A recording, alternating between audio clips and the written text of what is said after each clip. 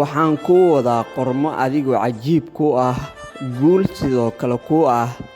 Sidee gabadha aad jeceshahay ugu farxi kartaa? Sidee qalbigeedu ugu weynaan kartaa? Sidee noloshiina hiigsi sare ugu gaari kartaa? Sidee daqiiqad walbana adiga ay kuu aamini kartaa?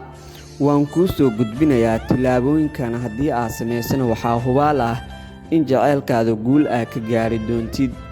Intaan u gudagelin muuqaalkaas waxaa idin xasuusinayaa in muuqaalkan leeg aad noo saarto, sidoo kale saaxiibada u sheer gareyso si aan u helno saaxiib adigoo kale. Waan kaaga mahadcelinayaa sida quruxda badan aan ugu xiran tahay. Waxa ay sheekaduna ku bilaabanaysaa sida tani. 1. Gabdhuhu ma jecla murugada ama mar walba ma jeclo in gabar kale looga sheekeeyo. Wiilka ay jecel yihiin mar walba waxa ay jecel yihiin gabdhuhu inuu ayada ka sheekeeyo, waqtiga ugu badanna ayada uu siiyo. Haddii adigu gabar aad xiriir la leedahay, ha ugu sheekeen gabar kale marka ayada aad la joogto, xitaa yeysan kaa dareemin inaad xiriirka la leedahay. 2. Gabdhuhu mar walba waxa ay jecel yihiin in aad loo soo xiriiriyo. Waxa ay jecel yihiin codka wiilka ay jecel yihiin mar walba inay maqlaan. Waxa ay mar walba xiiseeyaan la joogiisa.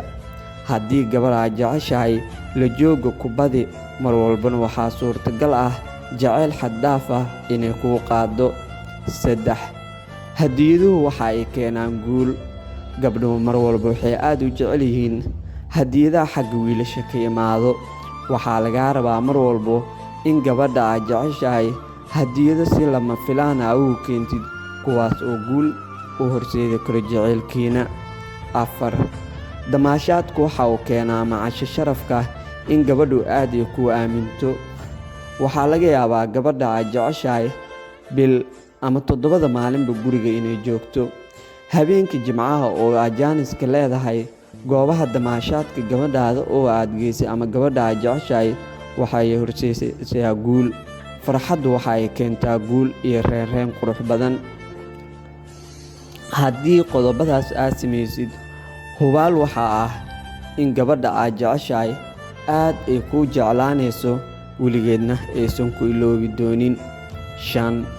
Waxaa lagaa doonayaa inaad samaysid in gabadha qalbigeeda aad ka dhoortid ereyada murugada badan. Dumarka qalbigooda aad ayuu daciif u yahay, mana u adkaysan karaan murugada. Mar walba waxaa lagaa doonayaa in murugada aad ka ilaalisid, mar walbana farxad aad gelisid. 6.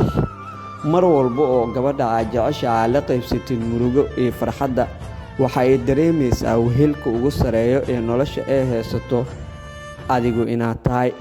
Way adkaa doontaa xitaa haddii aad kala tagtiin in ay ku ilowdo. 7.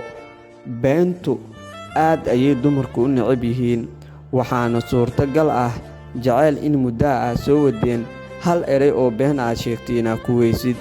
Sidoo kale dumarku waxay yihiin kuwo qalbigooda wixii aan gala aanan iloobin.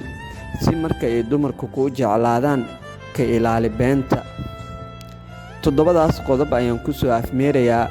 Waxaa idiin soo gudbinayaa anigoo ah Mahad Abuukar Maxamed Mahad Socdaal. Mar walbo lamaantaada ama gabadha aad jeceshahay ka farxi. Qalbiga dumarkuna waxa uu u baahan yahay la joogay farxad.